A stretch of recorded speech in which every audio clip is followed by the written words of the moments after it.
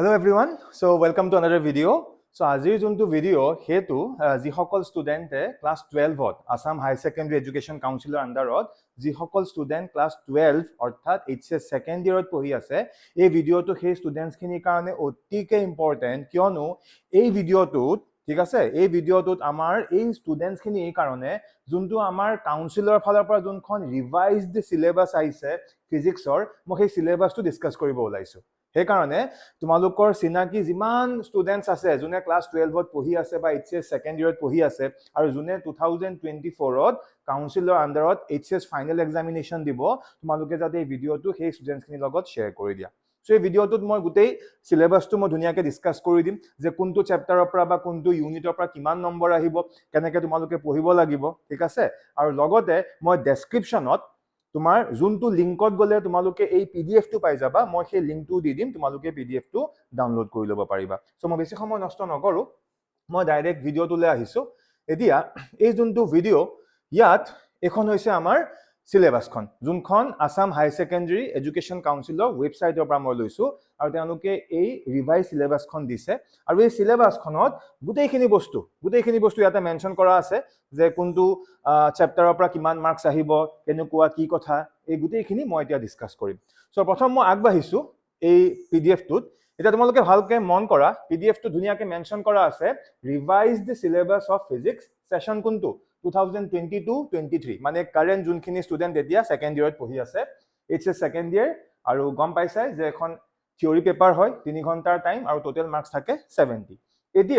এতিয়া যদি আমি এই সিলেবাসটোত যাওঁ সোৱা আমাৰ ফিজিক্সত টোটাল ইয়াত 9টা ইউনিট আছে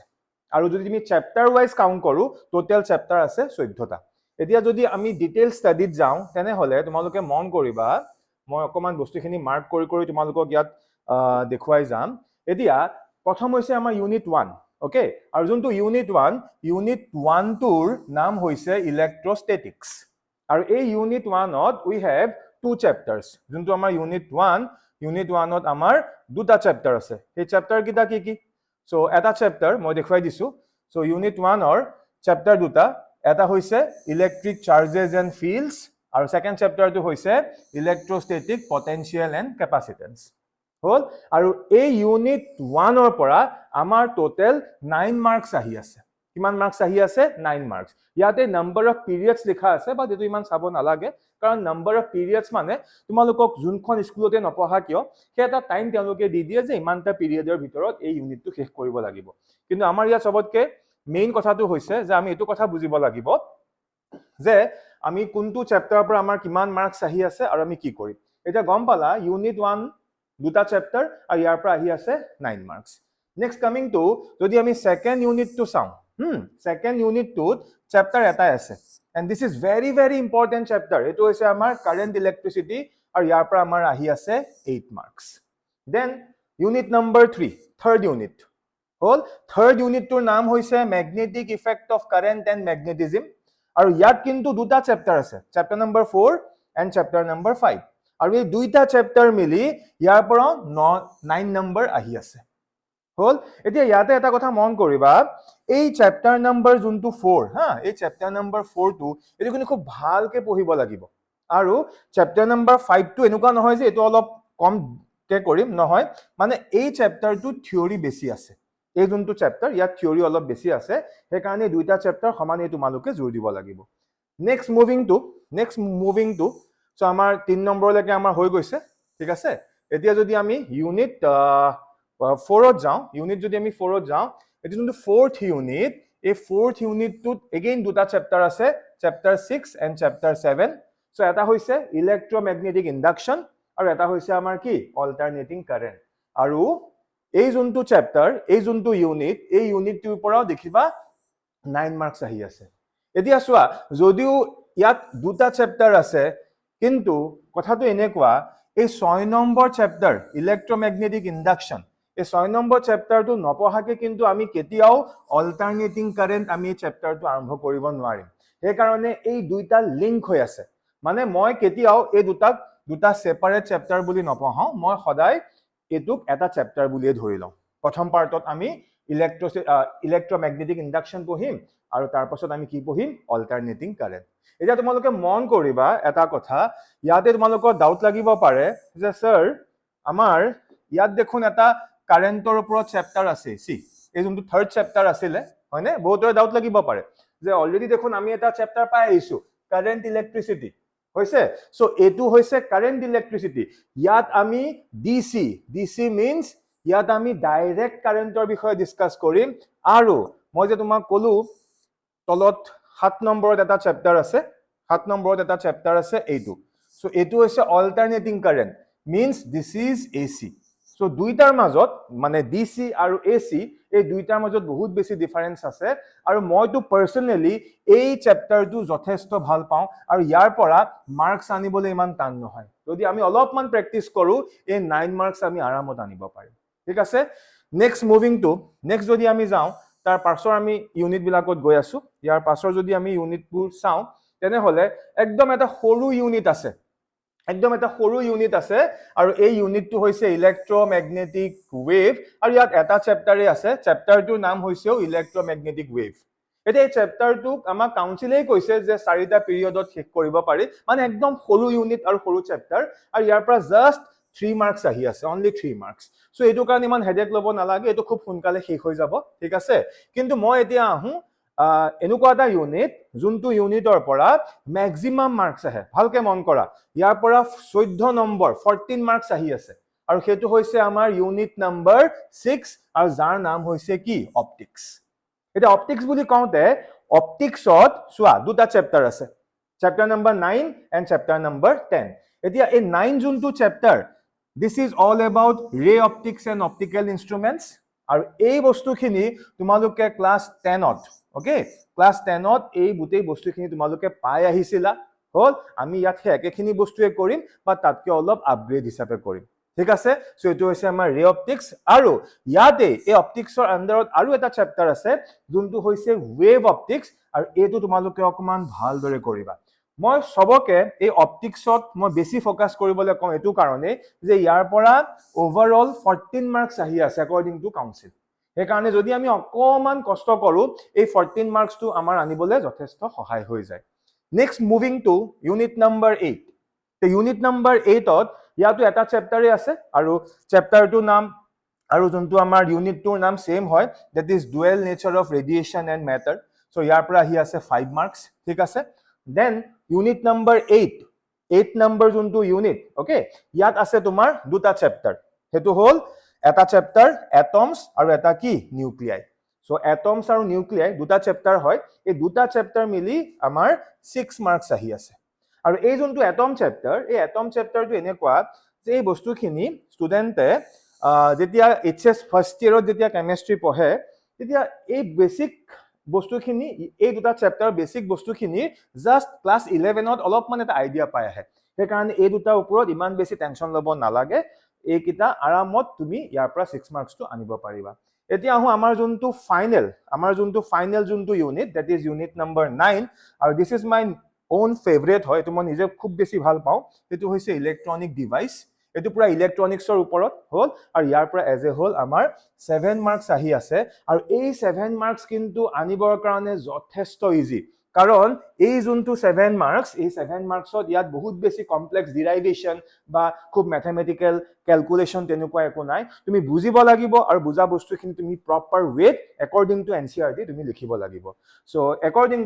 একৰ্ডিংলি যদি আমি চাওঁ এই গুটেইখিনি ইয়াত যিমানখিনি বস্তু আছিল মই আকৌবাৰ দেখুৱাই দিছো yes দেখা পাইছা এই গুটেইখিনি বস্তু চাই যদি আমি চাওঁ আমি দেখিম ফাইনালি আমাৰ এটো কি আমাৰ এই 70 মাৰ্কসৰ আমি আমাৰ ফাইনাল এক্সামটো দিবলৈ গৈ আছো এতিয়া যদি মই স্পেশালি যদি মই প্ৰত্যেকটো ইউনিট বা প্ৰত্যেকটো চেপ্টাৰ ওয়াইজ চাওঁ এতিয়া চেপ্টাৰ ওয়াইজও আমাক এই গুটেই বস্তুখিনি দি দিছে মই অকমান এক্সপ্লেইন কৰি দিছো so this is chapter 1 electric charges and fields হল সো ইয়াত আমাৰ এই সিলেবাসখিনি আছে এই গুটেইখিনি সিলেবাস আছে এটা আমি যেতিয়া পঢ়িম আমিতো প্ৰথমতে মই কৈছো তোমালোকক যে মেইন আমাৰ যিখন কিতাপ সেইখন হৈছে আমাৰ এনসিআৰটি যিখন আমাৰ টেক্সট বুক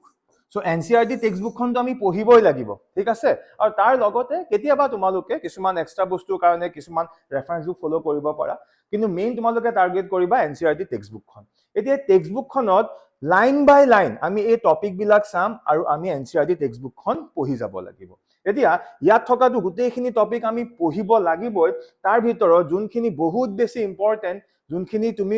কোনো পদ্ধতি যাতে নেৰা মই সেই টপিক কিটা মাৰ্ক কৰি দিছো চোৱা এই বেসিক যিবিলাক বস্তু আছে এইবিলাকতো আমাক লাগিবই তেনেকে সুপাৰপজিশন প্ৰিন্সিপল বা কুলম্বছ ল এইবিলাকতো বেসিক বস্তু হা এইবিলাক নাজানিলে এতিয়া ধৰা এই কুলম্বছ ল আছে এতিয়া কুলম্বছ ল নাজানিলে তুমি আগবাঢ়িবই নোৱাৰিবা সো এইখিনি বস্তু যে আমি জানিব লাগিবই তাৰ লগতে ধৰা electric dipole electric field lines এইখিনিও বহুত দৰকাৰী বস্তু আৰু এই চেপ্টাৰটোৰ সবতকে যোনটো ইম্পৰ্টেন্ট পাৰ্ট যোনখিনি বস্তু সাধাৰণতে ষ্টুডেন্টস বহুত বেছি কনফিউজ হৈ থাকে সেইটো হৈছে এই গছ থিওৰিয়াম yes so গছ থিওৰিয়ামৰ ওপৰত খুব বেছি কনসেন্ট্ৰেট কৰিবা কিয়নো গছ থিওৰিয়ামটো জানিবৰ কাৰণে আমি আগতে ইলেক্ট্ৰিক ফ্লাক্স জানিব লাগিব মানে ইলেক্ট্ৰিক ফ্লাক্স জানিলেহে গছ থিওৰিয়াম জানিব পাৰিবা আৰু তাৰ লগতে তাৰ তলৰ যিমানখিনি আছে এই গোটেইখিনি হৈছে আমাৰ গছ থিওৰিয়ামৰ এপ্লিকেশন আৰু এই এপ্লিকেশনখিনি বোৰ্ড লেভেল হওক বা এন্ট্ৰেন্স লেভেল হওক এইখিনি বহুত বেছি ইম্পৰ্টেন্ট হয় সো এটো আছিলে চ্যাপ্টাৰ 1 ৰ এটা ওভাৰঅল এটা আইডিয়া মই ধুনিয়াকে ডিসকাস কৰি দিলো ঠিক তেনেকে so this is chapter 2 okay this is chapter 2 chapter 2 নাম হৈছে electrostatic potential and capacitance electrostatic potential and capacitance so ইয়াতো দুটেইখিনি বস্তু দিয়া হৈ আছে পইণ্ট বাই পইণ্ট সো এইখিনি তোমালোকে পঢ়িব লাগিব হা ইয়াৰ ভিতৰত সোৱা ইয়াত কিছুমান বস্তু আছে যোনখিনি ওপৰত আমি বেছি ফোকাস কৰিব লাগিব ফৰ এক্সাম্পল এই লাষ্টৰ ফালে যে আছে এনাৰ্জি ষ্টৰড ইন এ কেপাচিটৰ অকল এইখিনি বুলিয়ে নহয় আগৰটো আমি সব পঢ়িমে আগৰখিনি নপঢ়া কোনো কথাই নাই কিন্তু এই বস্তুখিনি অকন তোমালোকে বেছি গুৰুত্ব দিবা সাধাৰণতে কেতিয়াবা ষ্টুডেন্টছে কি কৰে এইখিনি বস্তু অলপমান পাছত পঢ়িম বুলি এই যে মই ইয়াত লিখিলো ডাইইলেক্ট্ৰিক্স এণ্ড ইলেক্ট্ৰিক পোলাৰাইজেশ্যন এই বস্তুখিনি অকমান যা পিছত পঢ়িলম বুলি এৰি দিয়ে কিন্তু নকৰিবা ইয়াত যি হিচাপে দিয়া হৈ আছে ইয়াত থকা প্ৰত্যেকটো টপিক আমি ওৱান বাই ওৱান পঢ়ি যাব লাগিব নেক্সট যদি আমি চাওঁ তাৰ পাছৰ যোনটো আমাৰ chapter that is chapter number 3 Chapter number 3 this is current electricity etu to bahute important chapter very important ei chapter tu kunu podhei neriba ei chapter tu ji nohok tumaloke dine rati kosto kori holo ei chapter tu pot full focus koriba yat main bostu tu hoise amar drift velocity বাকি ধৰা এটা electric current হয়নে flow of electric charges in a metallic conductor এখিনি basic বস্তু এখিনি আমি school লেভেলতো পাই আহিছো কিন্তু মেইন কথাটো ইয়াত হৈছে এইটো বস্তু ড্ৰিফট ভেলোচিটি সো এইখিনি পুৰা ভালকে পঢ়িবা ইয়াত থকা প্ৰত্যেকটো বস্তু লাগিব নেক্সট মই ইয়াতে এটা আৰু বস্তু দেখুৱাই দিও ইয়াতে তোমালোকে পাবা ভিআই ক্যাৰেক্টাৰিষ্টিক্স বুলি এটা ভয় নাখাবা এই যে ভিআই ক্যাৰেক্টাৰিষ্টিক্স বুলি যে কোৱা হৈছে এটো মানে হৈছে আলটিমেটলি এটা কি গ্ৰাফ এটো এটা গ্ৰাফ সো গ্ৰাফটোৰ এটা ফালে থাকিব মানে কাৰেন্ট আৰু এফালে থাকিব কি ভোল্টেজ মানে ভোল্টেজ ভাৰ্সেস ভোল্টেজ ভাৰ্সেস কাৰেন্টৰ যোনটো গ্ৰাফ সেই গ্ৰাফটোকে আমি কি বুলি কওঁ ভিআই ক্যাৰেক্টাৰিষ্টিক্স বুলি কওঁ নামটো শুনি কোনো যাতে ভয় নাখায় সো এখিনি বহুত দৰকাৰী বস্তু প্ৰত্যেকটো বস্তুৱে দৰকাৰী কিন্তু ইয়াত ষ্টুডেন্টে সবতকে যোনটো জায়গাত মানে খুব কনফিউজ হয় হা সেই টপিকটো মই নামটো কৈ দিছো সেইটো হৈছে Kirchhoff lodge and simple application আৰু তাৰ লগতে হুইষ্টন ব্ৰিজ এই বস্তুটোক মই বাৰে কৈ আছো দেই যে Kirchhoff lodge and simple applications আৰু কোনটো এপ্লিকেশনস দিছে হুইষ্টন ব্ৰিজ এটো কিন্তু তোমালোকে পঢ়িবই লাগিব কাৰণ যদি তোমালোকে হুইষ্টন ব্ৰিজ বুজি নোপোৱা তেনে হলে এন্ট্ৰেন্স লেভেলৰ বহুত কিছুমান নিউমাৰিকেল তোমালোকে পাত্তাই নাপাবা এই কাৰণে এই কিৰ্চফ লজৰ পৰা আৰম্ভ কৰি এইখিনিটো এক্সট্ৰা কেয়াৰ ল'ব লাগিব তাৰ মিনিংটো এটো নহয় যে ওপৰখিনি বাদ দিম ন ইয়াত মই এক্সট্ৰা কেয়াৰ ল'ব কৈছো ঠিক আছে সো এটো আমাৰ আছিলে কাৰেন্ট ইলেক্ট্ৰিসিটিৰ ওপৰত নেক্সট আমি আহিছো magnetic effect of current and magnetism হল এতিয়া এই যোনটো মই চ্যাপ্টাৰ ইয়াত দেখুৱালো magnetic effect of current and magnetism মানে এটো আমাৰ ইউনিট 2 হয়নে এটা ইউনিটটোৰ নামটো শুনি বহুতে ভাবে যে এটোত ম্যাগনেটৰ বিষয়ে ডিসকাস কৰিম নেকি হয় কথাটো তেনেকুৱা যে আমি ইয়াত ম্যাগনেটৰ বিষয়ে ডিসকাস কৰিব গৈ আছো বাট সেইখিনি আমি বেসিক্যালি ডিসকাস কৰিম 5 নম্বৰ চ্যাপ্টাৰটোতে কাৰণ কৈছো এই ইউনিট 3 ত আমাৰ দুটা চ্যাপ্টাৰ আছে চ্যাপ্টাৰ 4 আৰু কি চ্যাপ্টাৰ 5 এটা চেপ্টাৰ 4ত আমি কি পঢ়ি আছো যোনটো আমাৰ চেপ্টাৰ 4 ইয়াত বেসিক্যালি আমি কাৰেণ্টৰ ইলেক্ট্ৰিক কাৰেণ্টৰ এটা ইফেক্টৰ বিষয়ে পঢ়ি আছো চোৱা ইলেক্ট্ৰিক কাৰেণ্টৰ কেইবাটাও ইফেক্ট আছে এটা হৈছে হিটিং ইফেক্ট যে ইলেক্ট্ৰিক কাৰেণ্টৰ কাৰণে আমি কি পাওঁ আমি হিটিং ইফেক্ট পাওঁ ঠিক তেনেদৰে ইলেক্ট্ৰিক কাৰেণ্ট থকাৰ কাৰণে আমি ম্যাগনেটিক ইফেক্টটো পাওঁ মানে ইলেক্ট্ৰিক কাৰেণ্টৰ পৰা আমি কি পাব পাৰো ম্যাগনেটিক ফিল্ড ম্যাগনেটিক ইফেক্ট পাব পাৰো সো সেই বস্তুখিনিহে আমি এই চেপ্টাৰটো ডিসকাস কৰিম সো এই চেপ্টাৰটো মেইনলি আৰম্ভ হৈছে অৰষ্টেড এক্সপেৰিমেন্টৰ পৰা তোমালোকক ডেফিনেটলি ধুনিয়াকে যিকোনো টিচাৰে বুজাই দিব যে এক্সপেৰিমেন্টটো হয় কি আৰু তাৰ পিছতে আহিব এই বায়ট-সেভাৰ্ট ল ভেৰি ভেৰি ইম্পৰ্টেন্ট আৰু ইয়াত আৰু এটা ল আছে হেতু হৈছে এম্পিয়াৰ্ছ সাৰ্কিউটেল ল ইয়াত আছে এম্পিয়াৰ্ছ সাৰ্কিউটেল ল মানে হয়তো সাকে ইয়াৰ ভিতৰতে ক'বাত সোমাই আছে এটা বায়ট-সেভাৰ্ট লটো অতিকে দৰকাৰী আৰু তুমি যদি এনসিআৰটি যদি তুমি কিতাপখন পঢ়া তেনে হলে দেখিবা এই যোনটো চেপ্টাৰ স্টাৰ্টিংতে কিন্তু বায়ট-সেভাৰ্ট লটো নাইকিয়া হে বুলি ভয় নাখাবা মানে সিলেবাসটোত কি কৰিছে বায়ট-সেভাৰ্ট লটো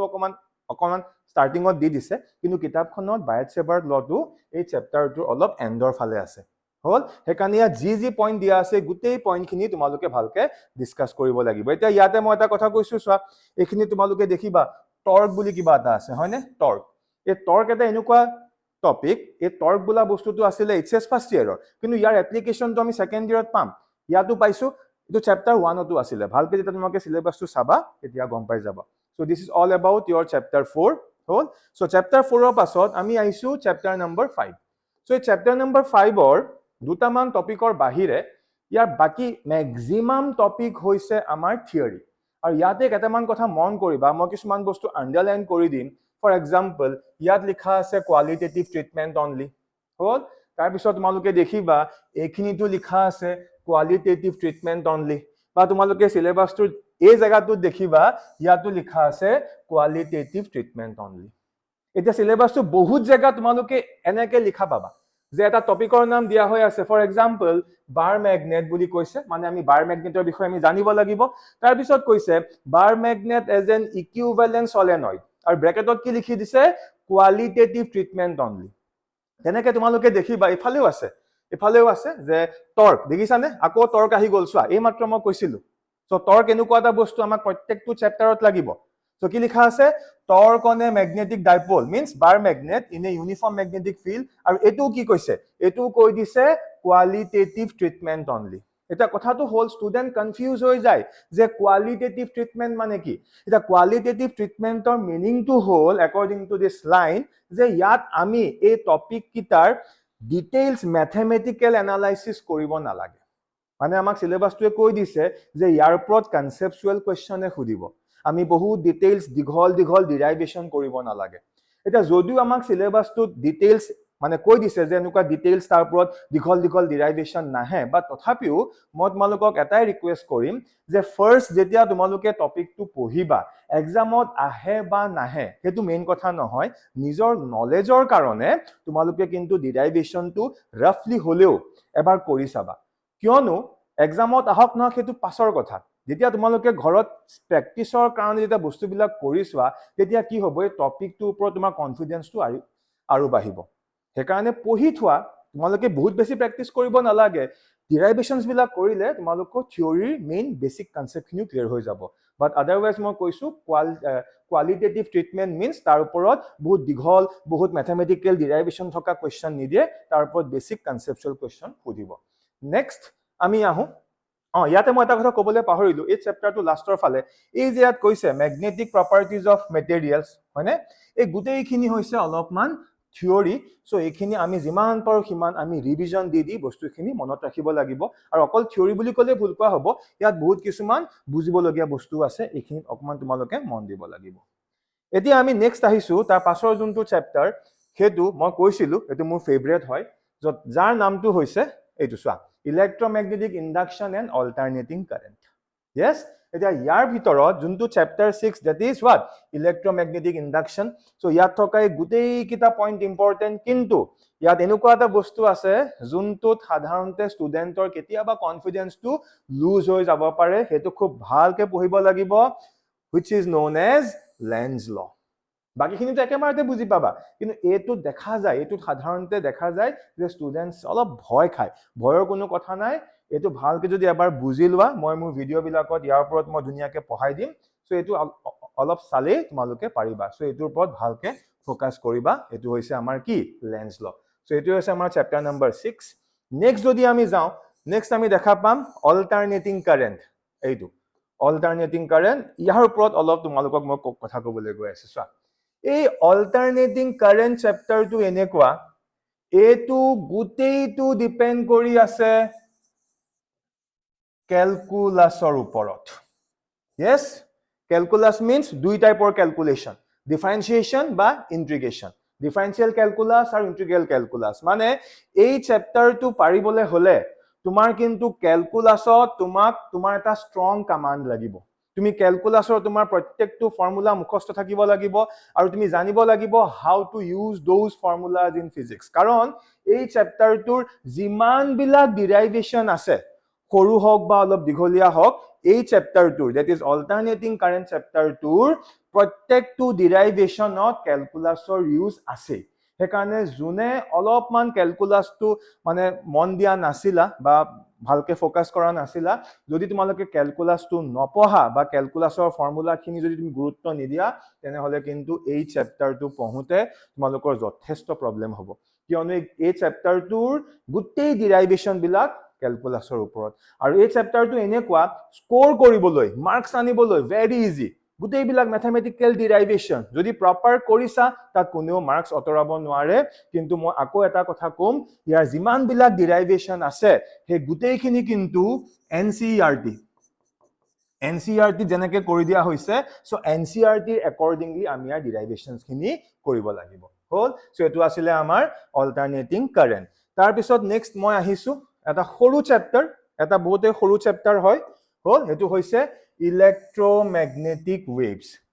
ইয়াত বহুত বেছি দীঘলীয়া ডেৰিভেশনস নাই বেসিক কনসেপ্টস কিছুমান আছে এটো হৈছে ডিসপ্লেসমেন্ট কাৰেন্ট মানে কি বা ইলেক্ট্ৰমেগনেটিক ওয়েভ আৰু তাৰ ক্যাৰেক্টাৰিস্টিক্সৰ ওপৰত আমি অকমান কি সেই যে মই কৈছিলো খালি আমি কোৱালিটেটিভ আমি আইডিয়াখিনি জানিব লাগিব মানে একু ডিটেইলস ম্যাথমেটিক্যাল ডেৰিভেশন আমাক নালাগে আমি বেসিক আইডিয়াখিনি জানিব লাগিব আৰু তাৰ লগতে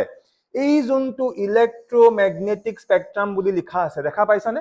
সো ইলেক্ট্ৰমেগনেটিক স্পেক্ট্ৰামৰ ভিতৰত এই ওয়েভ কিটা পৰে radio wave microwave infrared visible light ultraviolet X ray gamma ray এখিনি পৰে সো ইয়াৰ প্ৰত্যেকৰে কিছুমান বেসিক ফ্যাক্ট আৰু তাৰ ইউজেজ আমি জানিব লাগিব দ্যাট মিন্স এই বস্তুখিনি আমি নোট টাইপত ধুনিয়াকি লিখি আমি এখিনি মানে মাঝে মাঝে এখিনি আমি ৰিভিজন দি থাকিব লাগিব আদাৰৱাইজ এটো বহুত ইজি চেপ্টাৰ হয় খুব কম টাইমত তোমালোকে এটো শেষ কৰিব পাৰিবা এতিয়া আহো সেকেন্ড ইয়াৰ ফিজিক্সৰ যোনটো ইউনিটৰ পৰা সবতকে হাইয়েষ্ট মাৰ্কস আহি আছে এইটো সোয়া that is unit number what unit number 6 এটো হৈছে ৰে অপটিক্স এটো হৈছে আমাৰ ক্লাস নাম্বাৰ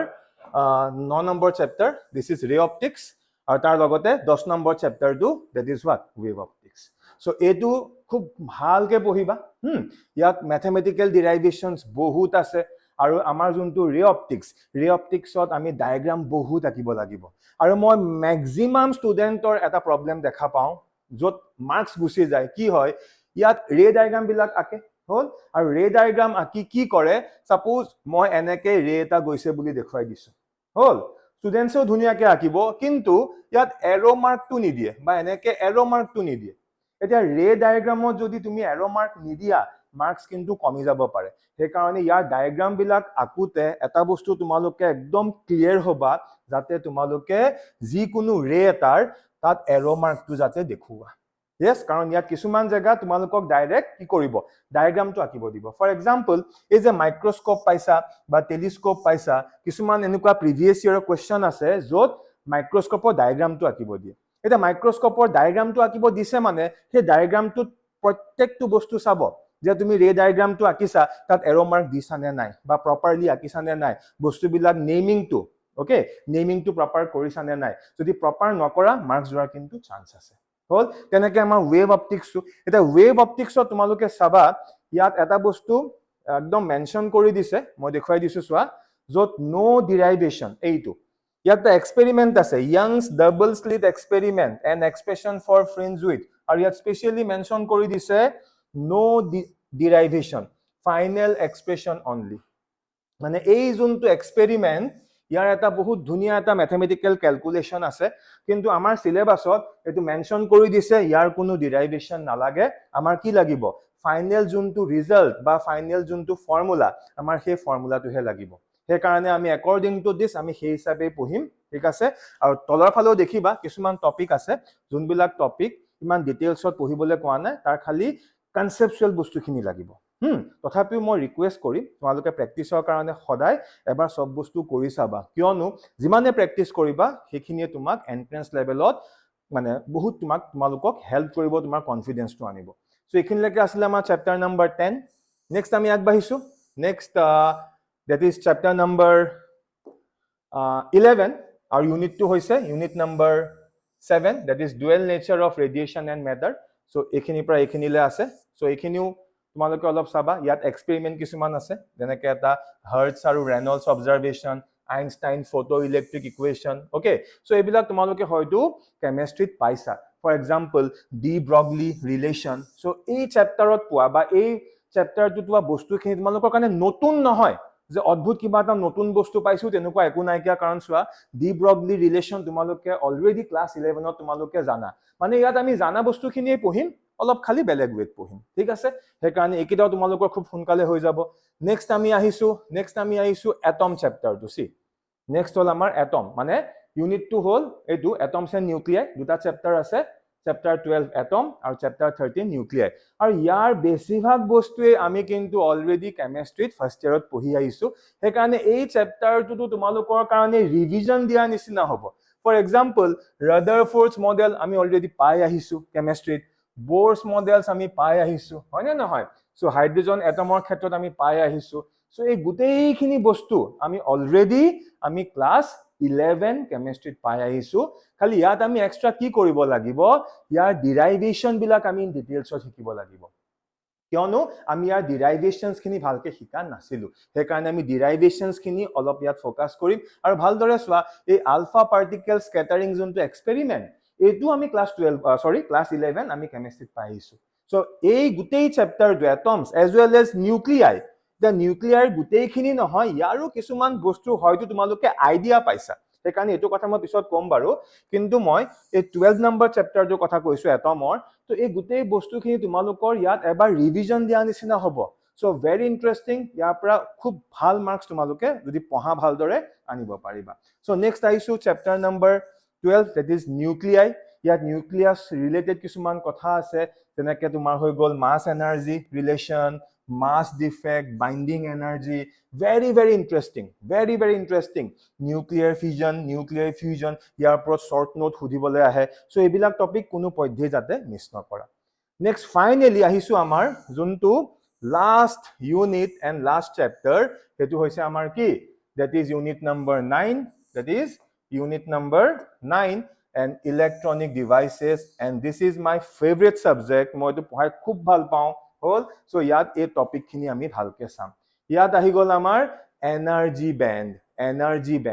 আৰু এনাৰ্জি বেণ্ড পঢ়িবলৈ বা ইয়াৰ বিষয়ে জানিবলৈ আমি যে ভেলেন্সি পাইছিলো, ভেলেন্সি আমি কেমেষ্ট্ৰিত পাই আহিছিলো, সো সেই কথাখিনি অকমান জানিব লাগিব, ডেফিনেটলি তোমালোকে জানা। সো তাৰ পৰা এই বস্তুবিলাক আৰম্ভ হৈছে, আমি ইয়াত ইন ডিটেইলছ পঢ়িম হ'ল। নেক্সট আহি গ'ল ছেমি কণ্ডাক্টৰ, ইনচুলেটৰ। সো ইয়াৰো কোনো ধৰণৰ মেথমেটিকেল বস্তু আমাক নালাগে, লিখাই আছে qualitative ideas only. তাৰ লগতে তাৰ গোটেই টাইপছ বিলাক আমি পঢ়িম, তাৰ ভিতৰত আমি গোটেই টাইপছ বিলাক পঢ়িম। আৰু ইয়াত যোনখিনি বস্তু আমি পাম এই চেপ্টাৰটোত, they are something new to you, মানে ইয়াৰ আগৰ যিমান বিলাক বস্তু আছিলে এই চেপ্টাৰটোৰ বাহিৰে বাকি যিমান বিলাক চেপ্টাৰছ আছিলে, সেই চেপ্টাৰছ বিলাকৰ বিষয়ে অলপ হলেও আইডিয়া তোমালোকে স্কুল লেভেলত জাষ্ট এটা আইডিয়া তোমালোকে পাই আহিছিলা, কিন্তু এই চেপ্টাৰটো এনেকুৱা, this is very new to you people, right? কিন্তু ভয় নাখাবা, এই চেপ্টাৰটো ইমানেই পঢ়িবলৈ মানে ভাল লাগে, কাৰণ এইটোত এটা ইন্টাৰেষ্ট, মানে পঢ়িলে অট'মেটিক তোমালোক সোমাই যাবা। ইয়াত বহুত বেছি দীঘল ডিৰাইভেশ্যন নাই, হ'ল খালি ডায়াগ্ৰাম কিছুমান আঁকিব লাগিব, বুজিব লাগিব, আৰু যোনখিনি বস্তু বুজিছা তাক প্ৰপাৰলি লিখিব লাগিব। সো মাৰ্কছ আনিবৰ কাৰণে এইটো বহুত ইজি চেপ্টাৰ, হল সো তোমালোকক অতপৰে মই ধুনীয়াকৈ গোটেই বস্তুখিনি বুজাই দিলো আৰু মই মোৰ যোনটো ডেছক্ৰিপশ্যন তাত এই PDF খন তোমালোকে ক'ৰ পৰা আনিব পাৰিবা মই তাৰ লিংকটো দি দিম আৰু তোমালোকে সেই হিচাপে আজিৰ পৰা প্ৰিপাৰেচন কৰা আৰু তোমালোকে পঢ়োতে সদায় এটা বস্তু চাবা যে কোনটো চেপ্টাৰ বা কোনটো ইউনিটৰ পৰা কিমান নম্বৰ আহিব সেই হিচাপে প্লেন কৰিবা আৰু তোমালোকে টাৰ্গেট কৰা যাতে আউট অফ 70 যাতে মই যিমান মানে মই 70 ভিতৰত যাতে মই 100% আনিব পাৰো হল 70 মাৰ্কছৰ ভিতৰত এনেকুৱাকে পঢ়া যাতে 70 ভিতৰত মই 70 আনিব পাৰো সবে এইম কৰি লোৱা আৰু ডেফিনেটলি তোমালোক সাকসেস হ'বা সো আজি ভিডিঅ'টোত মই গোটেই কথাখিনি এক্সপ্লেইন কৰিলো যদি ভিডিঅ'টো ভাল পাইছা তোমালোকে 10 জনৰ লগত এইটো বস্তু শ্বেয়াৰ কৰা যাতে কথাখিনি ষ্টুডেন্টছখিনিয়ে গম পায় থ্যাংক ইউ